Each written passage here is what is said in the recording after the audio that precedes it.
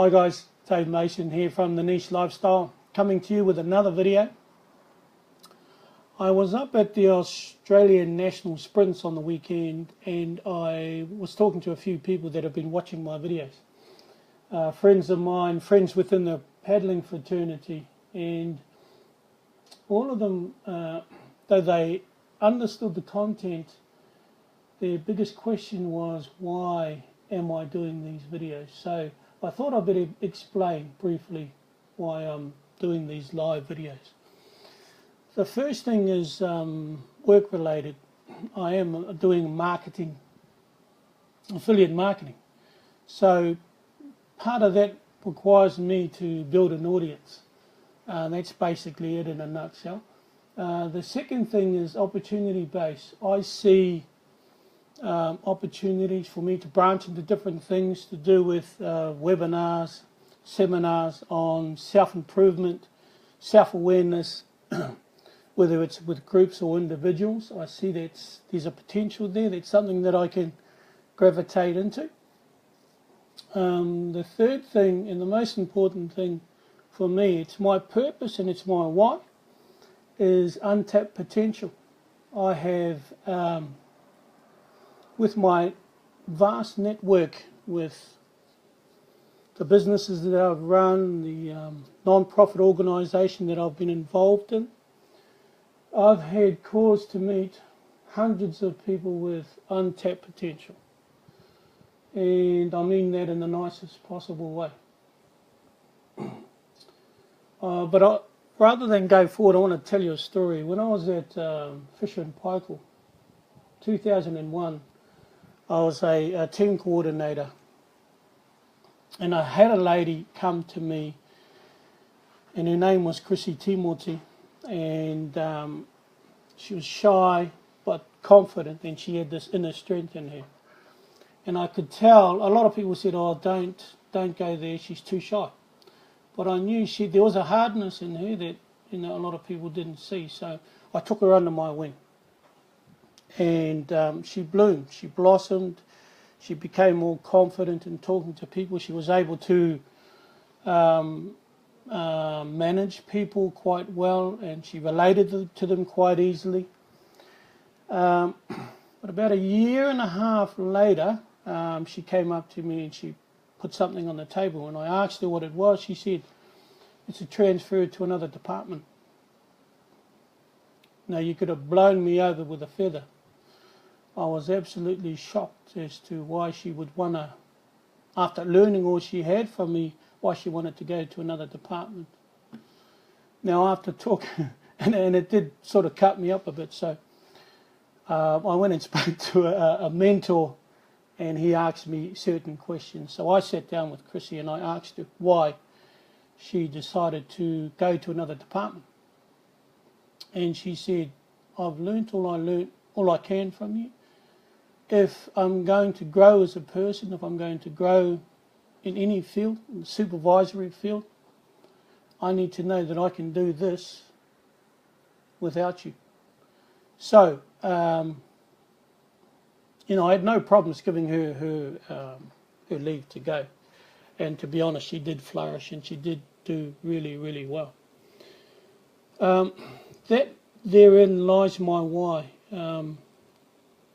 It's when I talk about untapped potential, I'm talking about hundreds of people that I've met, people that I know now, people that I'd like to work with that have the potential to be anything that they want. And I've heard all the excuses. I've heard all the reasons why people aren't doing well, or why people are stuck in the situations that they're in, stuck in jobs that they never really wanted to be in. I mean, let's be honest. At this day and age in your life, did you ever expect to be where you are now? And if the answer is no, then you've got to ask the question, why don't things change? Why haven't you made the decisions to move on, to develop, to go into other areas, to go into other fields? And I've heard all the excuses. I've heard the whole range, the whole gamut of excuses as to why people don't change or don't move. Too busy, not enough time, kids, not enough money, not enough funds.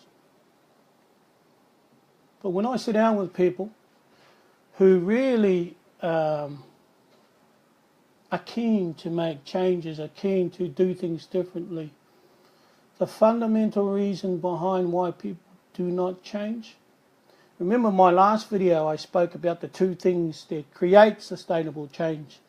Well, the one thing guaranteed to hinder or inhibit or stop change is fear. Fear is a driving factor in people not being able to change things. Fear of failure, fear of making mistakes, fear of not being seen good enough. You know, we base it a lot on what other people's opinions are. That is, you know, our parents, our friends, our peers. Those are the biggest governing factors as to why most people don't change.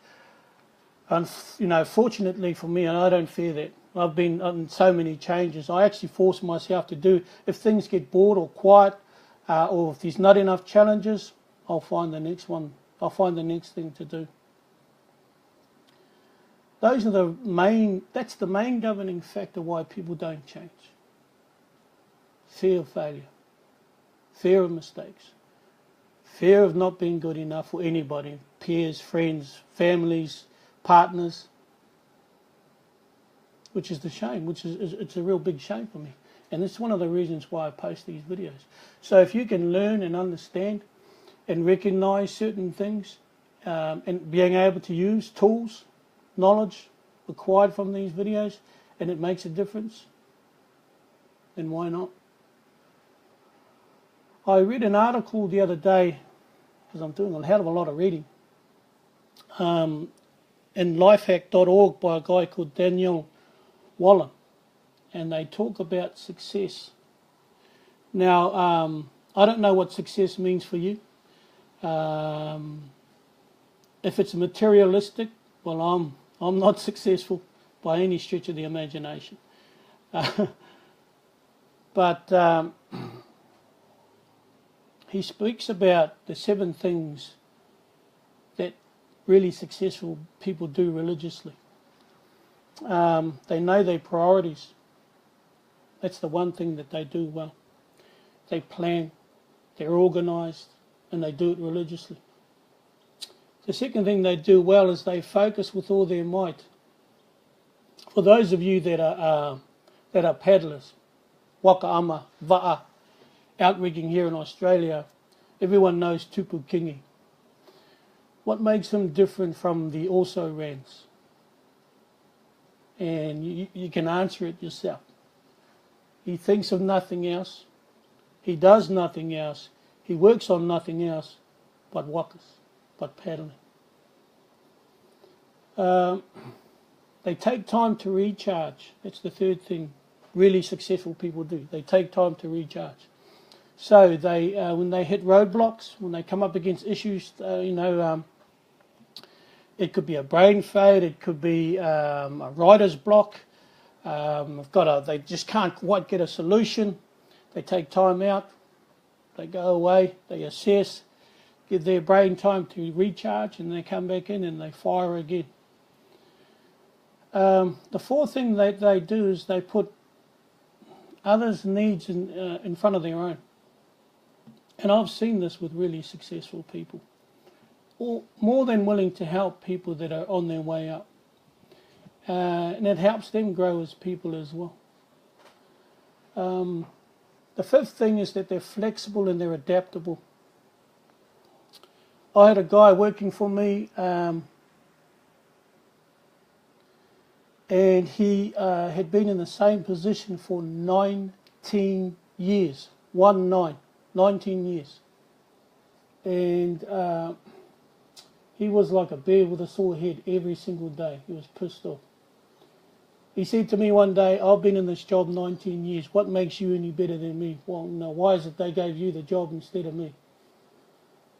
I said to him, you've been here 1 year and repeated it 18 times. That's why you're where you are today. Um, the sixth thing that they do religiously is they challenge their own beliefs. I'm not perfect by any stretch of the imagination. If I've got an issue or a problem, I go and talk to someone. I go and talk to a mentor, talk to the Minister for War and Finance, and I get some feedback, relevant feedback. And I don't want feedback that's sugar-coated or bullshit. It just doesn't work. You just don't grow from people who are going to chocolate coat and honey coat things. You just don't learn.